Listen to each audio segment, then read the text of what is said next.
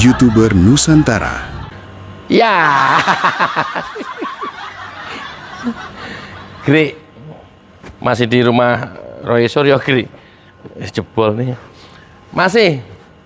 Justru ini saya akan bercerita banyak tentang Roy Suryo berdasarkan ya beberapa hari saya di Jogja, informasi yang saya bisa himpun dari Roy Suryo secara keseluruhan. Tapi tentu saya tidak akan vulgar menceritakan semuanya. Ada banyak hal yang saya hide, yang menghargai privasi orang. Saya datang ke masa kecil Roy Suryo di jalan ini nih. Udah sampai di sini aja. Di gang ini Roy Suryo dibesarkan bersama ayahandanya Profesor Dr. Sujono. Kalau ejaan baru Profesor Dr. Suyono.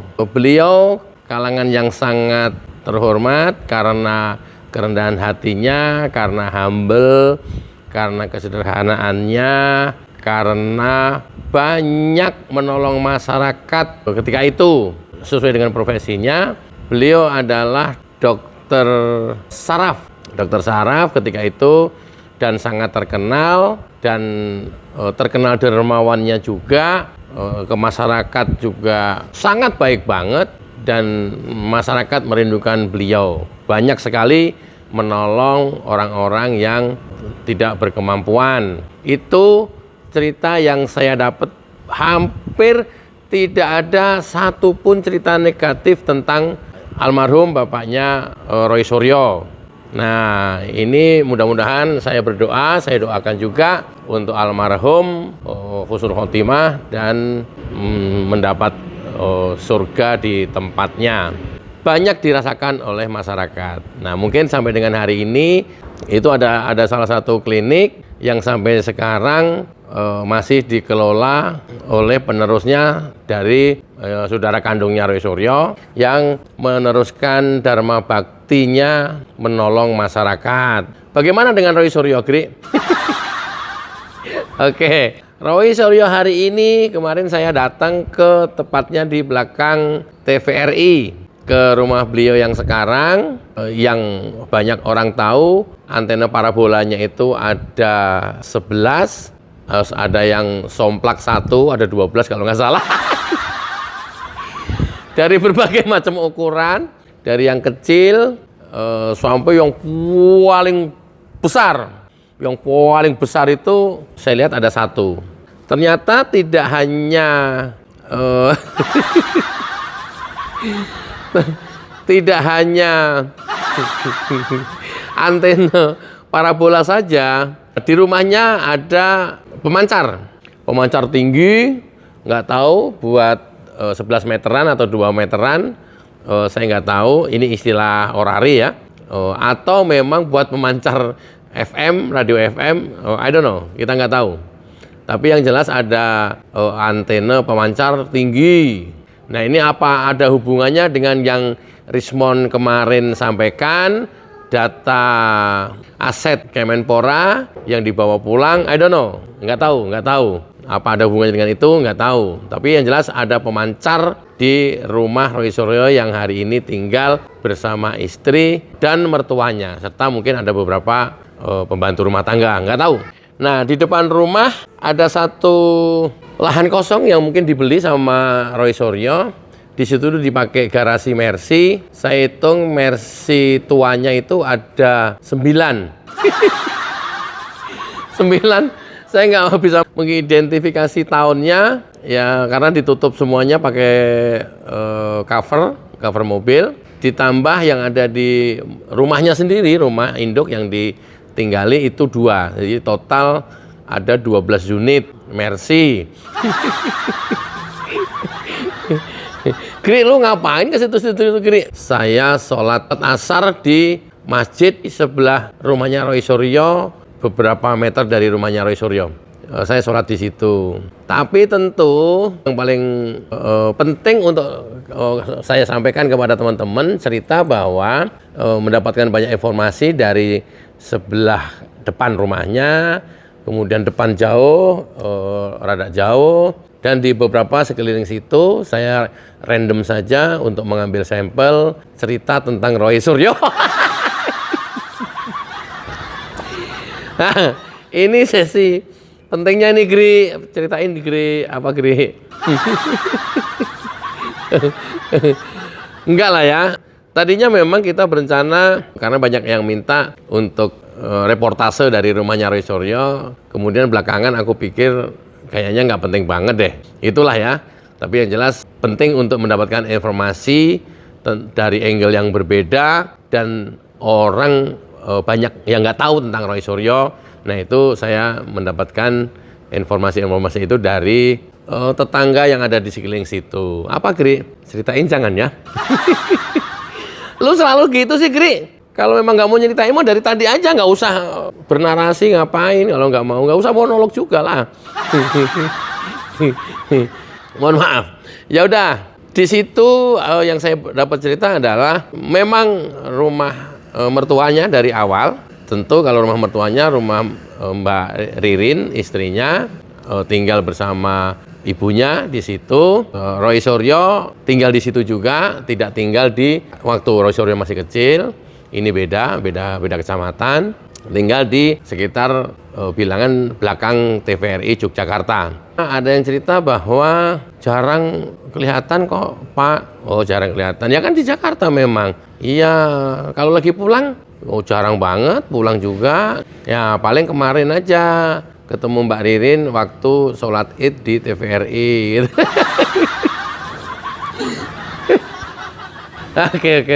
Oke. Ada lagi yang cerita, ketemu sih dulu waktu pas dia lagi bebas dari penjara katanya. Eksplisit banget ceritanya.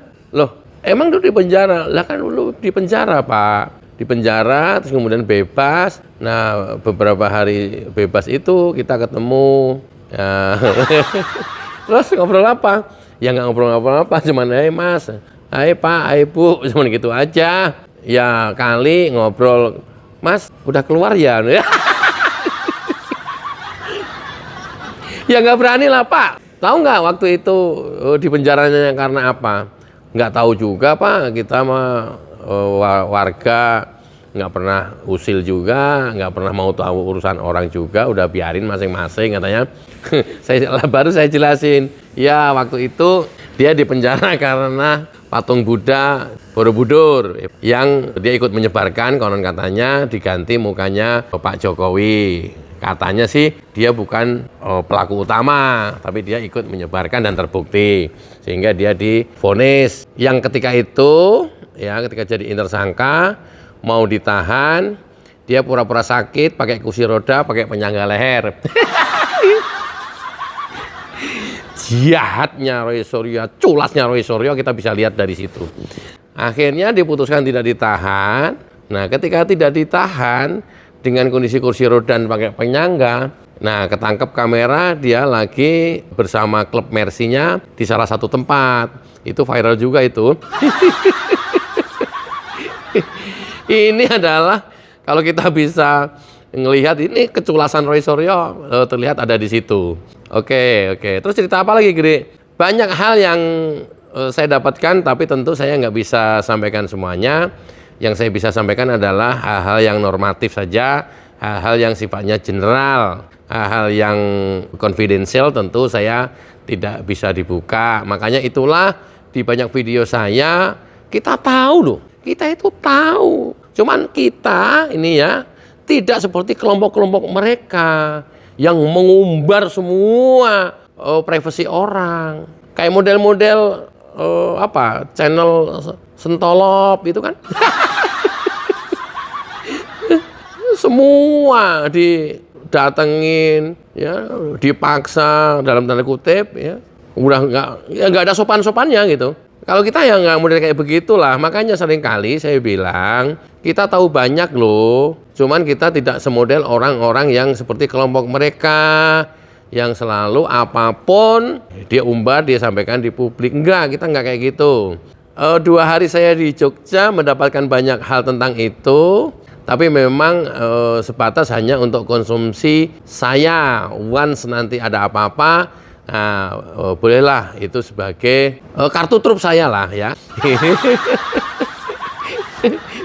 Tapi tentu tidak untuk kejahatan, tidak untuk hal-hal yang negatif, tidak untuk yang menjatuhkan seseorang. Itu inti, itu pokok, itu penting banget. Ya. Oke. Aduh, jadi nggak enakan mau melanjutkan ceritanya. Lanjut, Gri. Ya, lanjut. Pencarian saya tidak hanya berhenti di warga masyarakat umum, sampai ke Keraton Jogja. Wih, keren, Gri. Kebetulan di Keraton Jogja kami diterima Ndoro Achun, cerita banyak. Nanti ini bersambung di podcast saya dengan Ndoro Achun ya. Kebetulan beliau berkenan di podcast sama Grifanani. Tapi tentu banyak hal yang kita bisa ketahui, saya ketahui itu lebih dari sekedar yang ada di podcast itu. Tapi tidak untuk saya ceritakan di sini.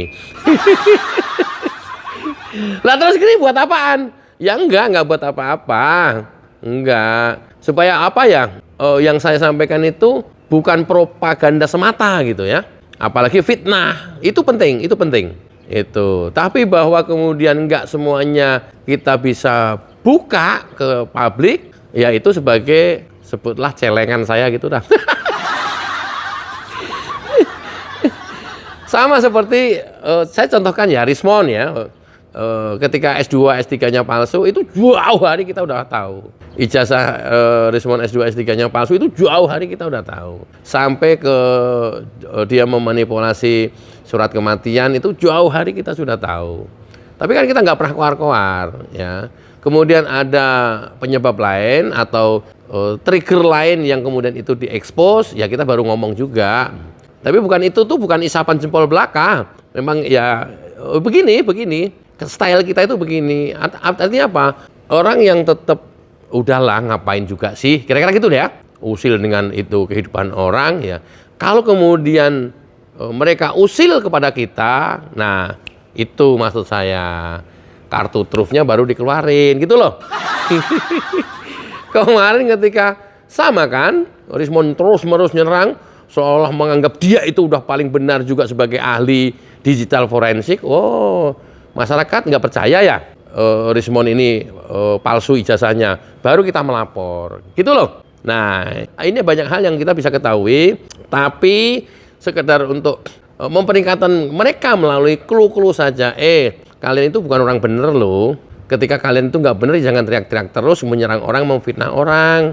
Nah, kalau kemudian masih nekat terus-terusan, bukan tidak mungkin suatu saat ya tindakan yang ekstrim pun kita ambil, tapi tentu tetap dalam koridor hukum dan aturan yang berlaku. Tidak model-model preman, tidak model-model fisik, tidak model-model pengancaman-pengancaman yang lain di luar hukum. Gitu loh. Kan jadinya elegan kalau begini. Enggak kayak kelompok mereka koar terus-terusan, tahu benar, tahu salah, tahu provokasi, tahu fitnah. Pokoknya yang penting ngebacot, kenceng, nekat, itu aja udah. Prinsipnya mereka kan begitu. Nah, kalau kemudian itu dilakukan berulang-ulang, masyarakat pada akhirnya karena berulang-ulang dan tidak ada yang mengcounter tentang itu, akhirnya percaya. Itu yang terjadi. Kita nggak semodel mereka. Kita nggak semodel yang seperti itu. Nah, apalagi Giri. Malu aku. Udahlah, jangan disampaikan semua lah. Ada banyak hal yang kayak saya bisa dapat di sekitaran lingkungan rumah Roy Suryo yang dia tinggal hari ini sebenarnya, tapi enggak, jangan. jangan.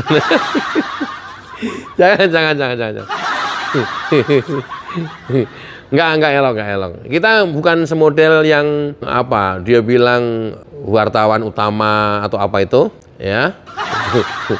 Yang channel Sentolop itu, enggak model begitu, enggak model kayak begitu, enggak. Jauh dari seperti karakter yang seperti itu. Dan kita juga tidak mau membalas seperti pola-pola yang mereka lakukan. Kenapa? Kalau kemudian kita membalas dengan seperti yang pola-pola mereka lakukan, lantas orang akan ngomong, apa bedanya lu dengan mereka? Nggak ada beda, kan begitu. Nah, kita nggak mau itu. Gitu. Terus Kri, mau sampai kapan lu di Jogja? Ini masih di Jogja. Ini rencananya sih hari terakhir. Setelah itu balik lagi ke Solo. Terus pulang ke Jakartanya kapan? Nunggu Roy Suryo ditahan deh. Nanti begitu dengar kabar ditahan, kita balik ke Solo. Loh kok gitu Kri? Ya nanti kan kita bisa ke Jogja lagi, nyari komentar warga sekitar rumahnya Roy Suryo. Roy Suryo udah ditahan loh. Apa komentarnya Pak? Apa komentarnya Bu? Gitu loh.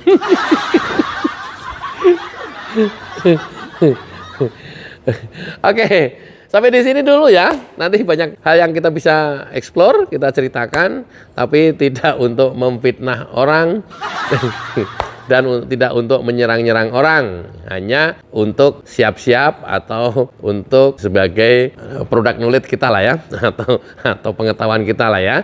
Mudah-mudahan bermanfaat. Sampai ketemu, Agri Fanani. Cayo. Katanya kita Cebokers. Salah bro, kita bukan itu. Kita ini suara yang gak bisa dibungkam. Cebokers, Cebokers. Cara epik bongkar kebohongan Roy Suryo. Cebokers, Cebokers. Cara epik bongkar kebohongan Roy Suryo. Bongkar, bongkar kebohongan Roy Suryo.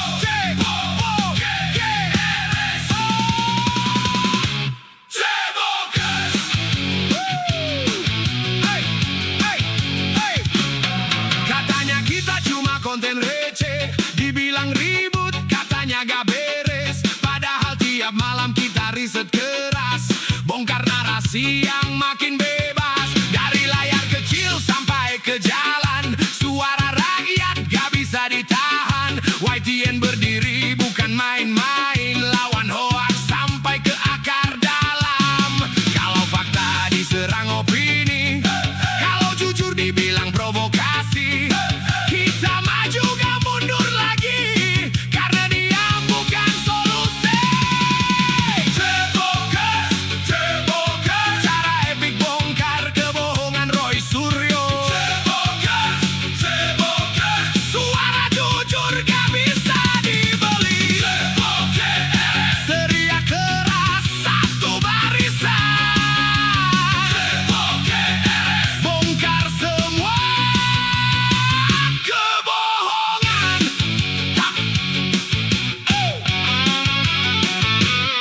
Yang suka lempar